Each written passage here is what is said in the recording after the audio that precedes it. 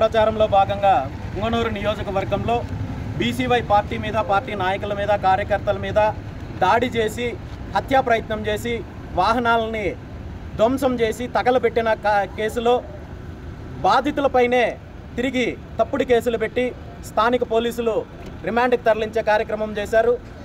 ఈరోజు మా పార్టీకి సంబంధించిన తప్పుడు కేసుల్లో ఉన్న కార్యకర్తలని, నాయకులని పరామర్శించడానికి ఇక్కడికి రావడం జరిగింది.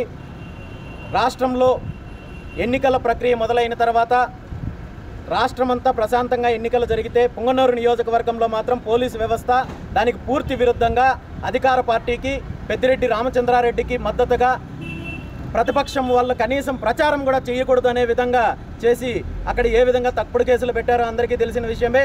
తప్పు చేసిన అధికారులు ప్రతి ఒక్కరూ కూడా సమాధానం చెప్పాల్సిన రోజు వస్తుంది. దీని మీద న్యాయ పోరాటం చేస్తున్నాము. తప్పకుండా మాకు న్యాయం జరుగుతుందని ఆశిస్తున్నాం.